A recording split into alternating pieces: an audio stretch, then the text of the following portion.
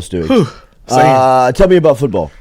What did you see on Saturday? You were there. Spring game was good. You got a commitment from JT Lindsey, running back. New running back in? From Ash, was part of the country. That was a surprise to me just because of the James Simon situation. Somebody on the sideline told me that it's probably going to be Texas for James Simon now that JT Lindsey's aboard. Oh, gosh. Which, like I said last week, I've seen Frank Wilson recruit running backs, and he's taken more than 2 running backs in a cycle. And also last year you only took 1, so you'll have room coming up. Josh Williams is a senior.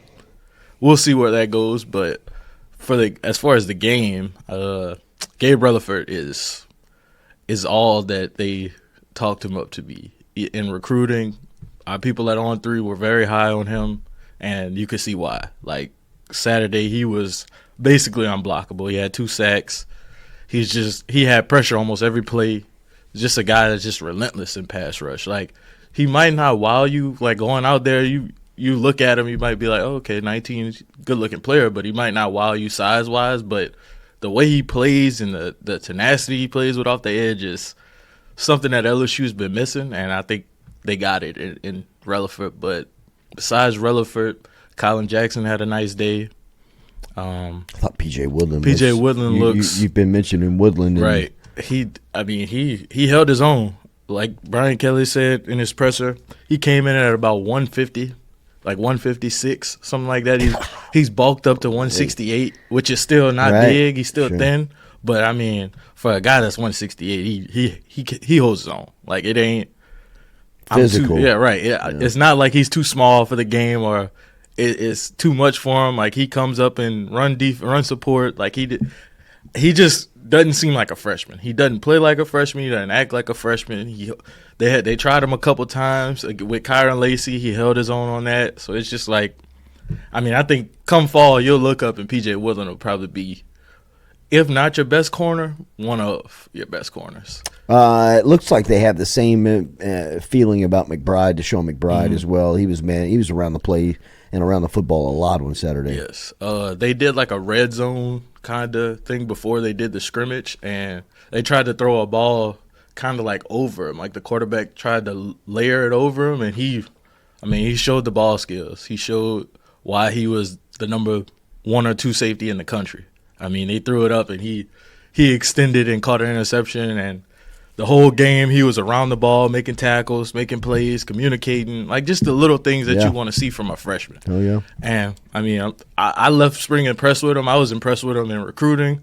But now to see him on a college field against college-level talent, like, you can see it. Like, once it clicks, it's going to click for him. Brian Kelly was speaking with the press after the spring game on Saturday. He was wrapping up not only the game but really the entire 15 practices. Here's what the head coach had to say in his opening statement once he got up to the podium. We good here, Stewie?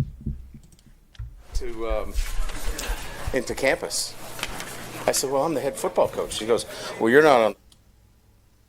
I said, well, Jacques on the pass list.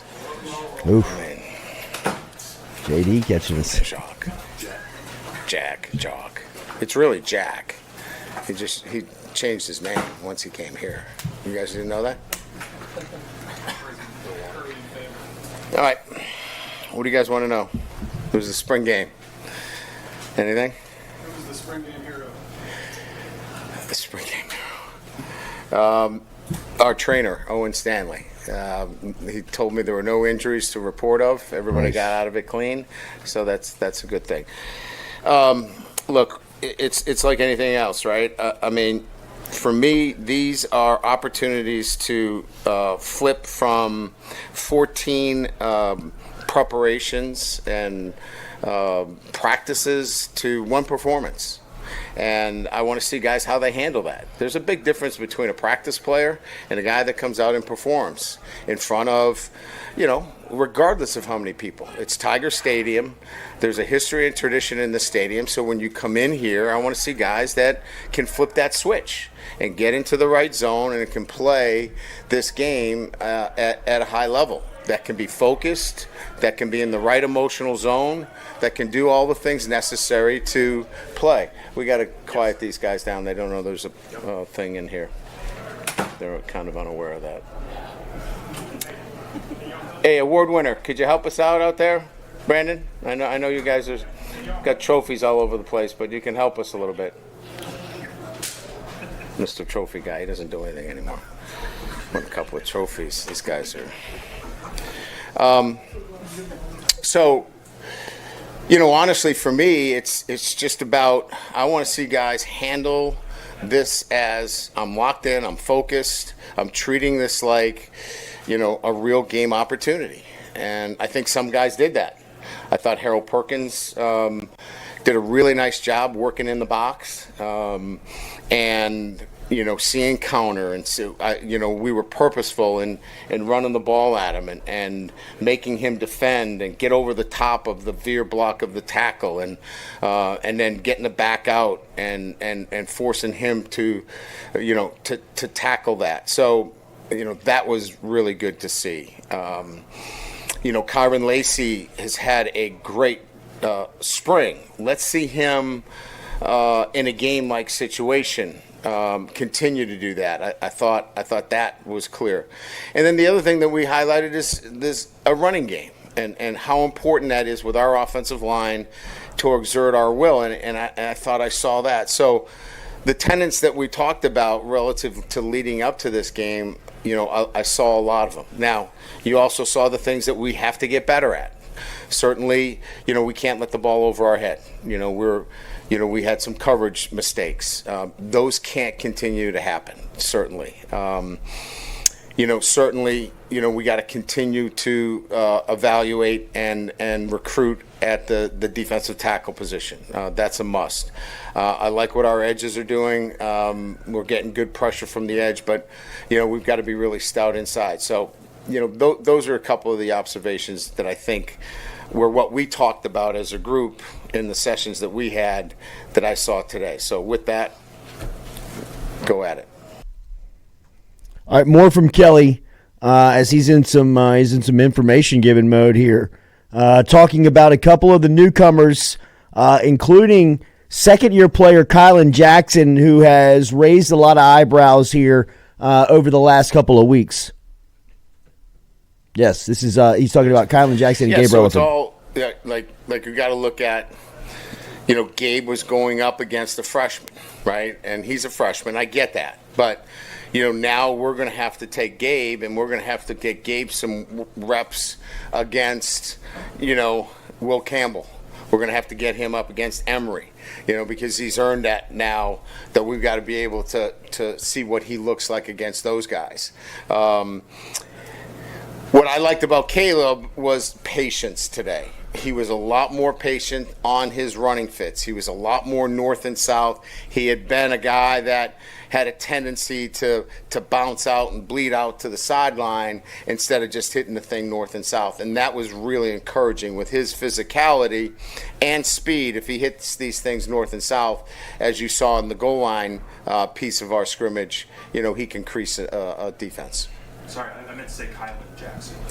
Well, Caleb did a great job, and you might have said Kylan, but I thought Kylan did a nice job in coverage. But again, his skill set is such that, he's going to do a really good job on the tight ends, and we expect him to do that. I think what we need to see is his run fits, and we'll have to watch the film to see that.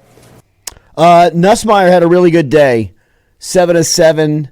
In the air, as far as the completions went, just under 140 yards and 2 scores. What did Brian Kelly think of his starting quarterback? I thought it was good. I thought there was a run read where he tried to, spit the ball out early with Major Burns. Major kind of plays with him a little bit on the line of scrimmage off, playing a little of cat and mouse. And, I told him, listen, if he's on the line of scrimmage, he can't get into his B-gap fit. Just hand the ball off. He can't get there. And proximity sometimes forces him to do some things that he shouldn't do. So other than that, I thought he did a really nice job. The throw as he stepped up in the pocket was, quintessential in terms of what he's able to do. He keeps his eyes down the field. That's a huge thing, right? As he steps up in the pocket, he sees, an open receiver down the field. I thought he was clean today. I thought he was efficient. I thought he did the things that we expect. More from Kelly talking about those busts in the secondary. You mentioned the long touchdown pass to Xavier Thomas, where Thomas is standing by himself. I believe that was Jordan Gilbert back there. He was talking about some of the busts. Is that or is it not? No, the most surprising thing is that in my 33 years, I've never had anybody run into the damn kicker.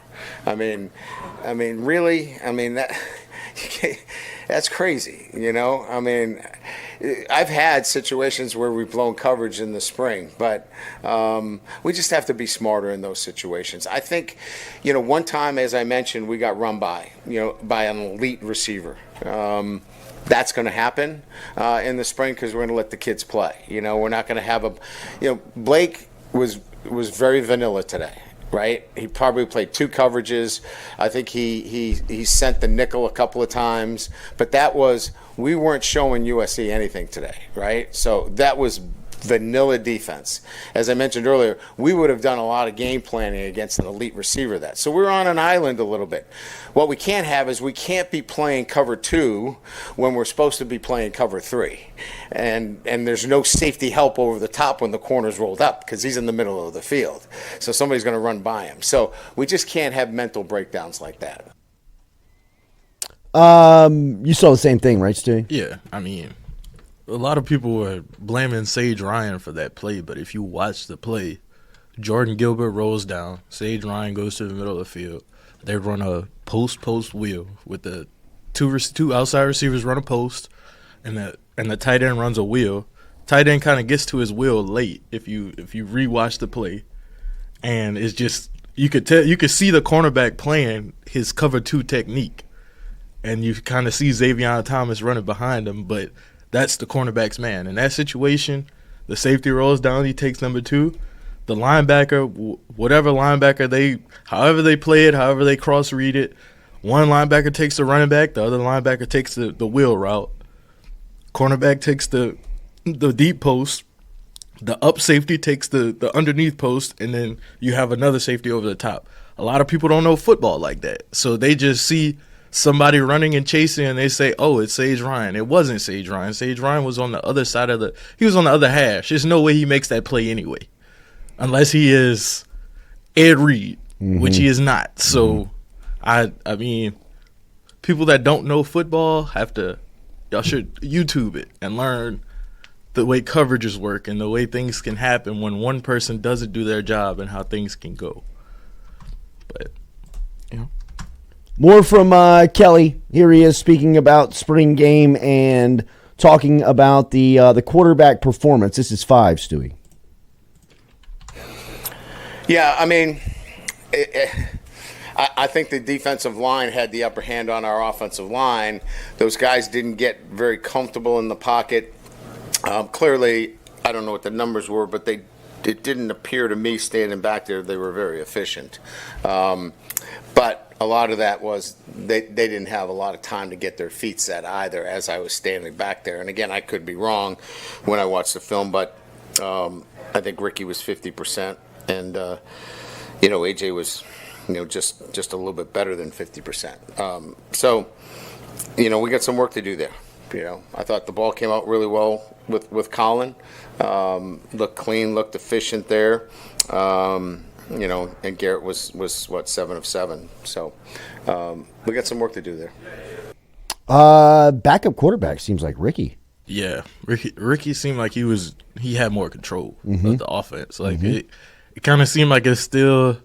I mean, AJ Swan is still probably learning the playbook and different things like that, the way they want the offense called. So I think it might just be him being a little uncomfortable right now because he does have more experience than Ricky, but it just seemed like Ricky was in more command of the offense when he was in the game.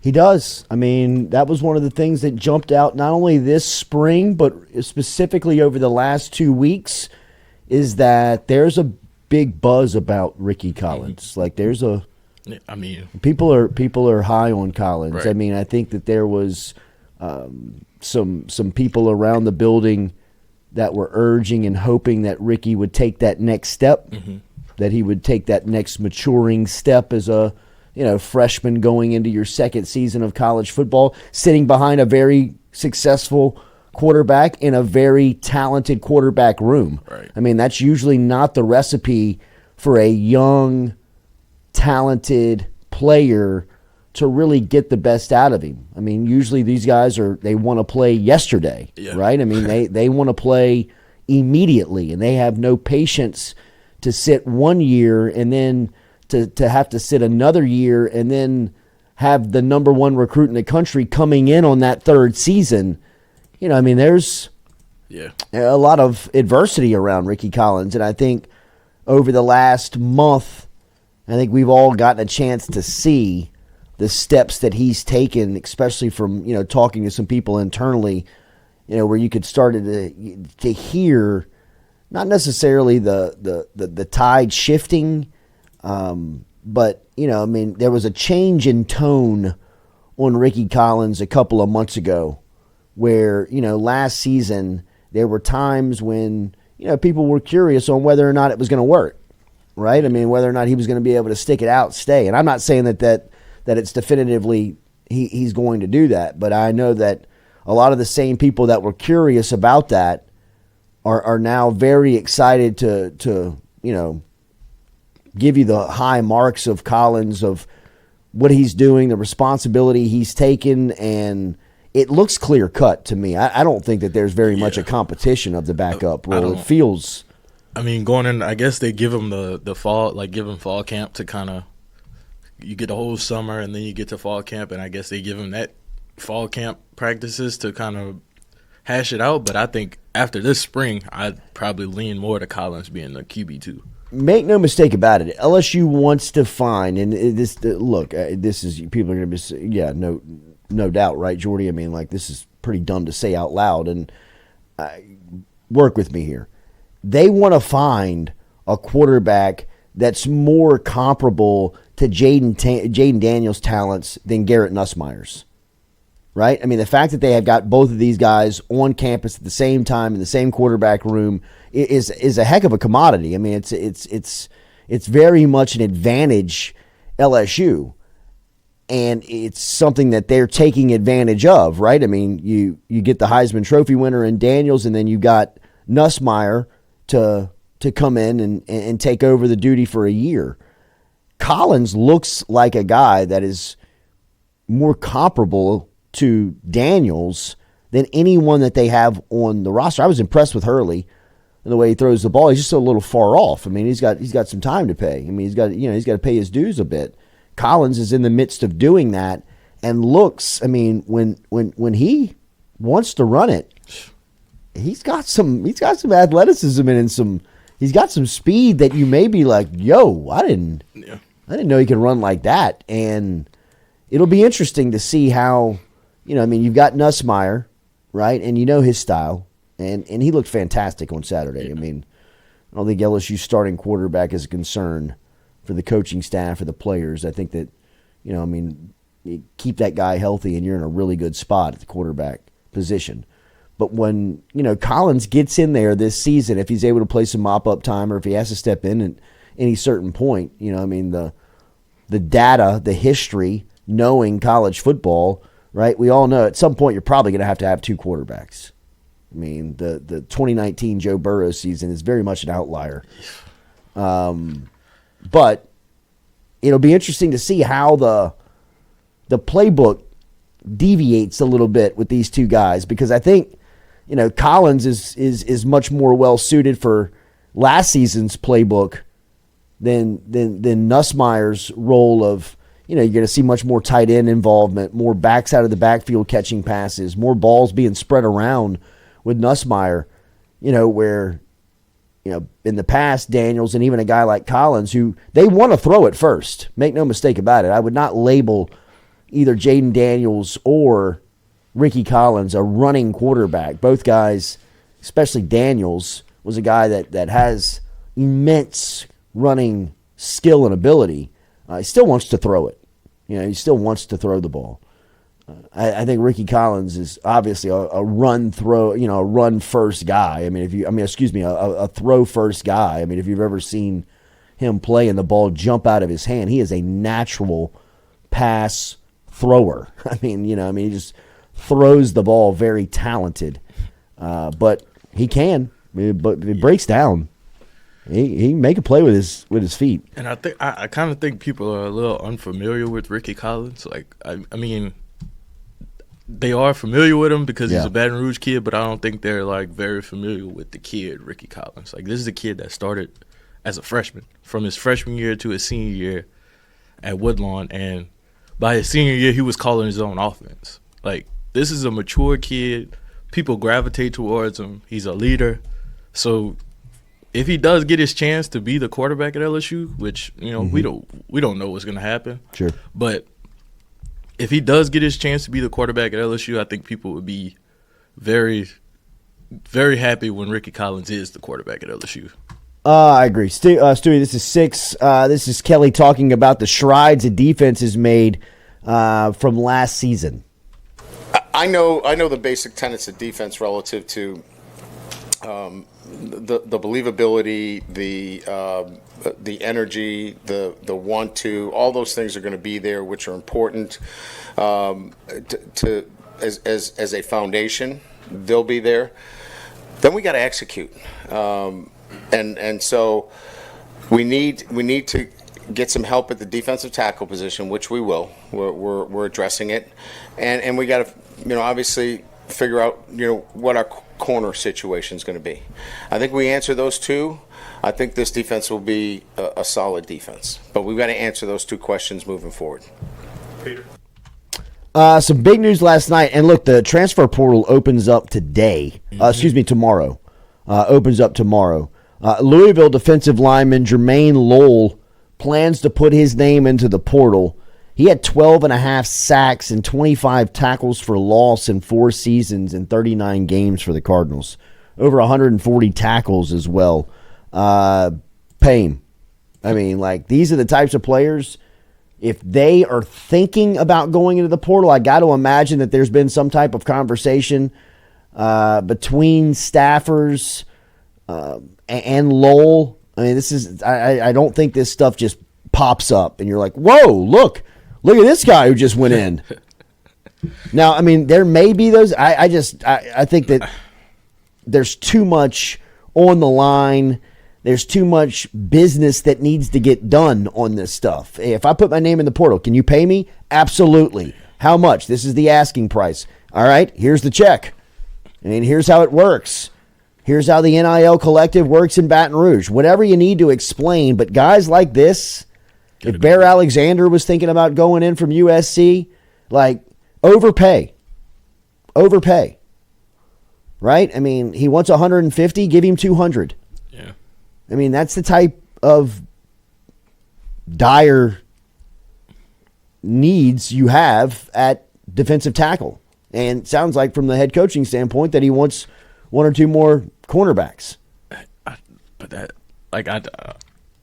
I'm kind of lost for words with the cornerback thing because, like, you have Stamps who started majority of the games last season. Zy Alexander's coming off an injury who started majority of the games last season. You got P.J. Woodland who's held his own to this point as a freshman. Toviano, another starter from last season.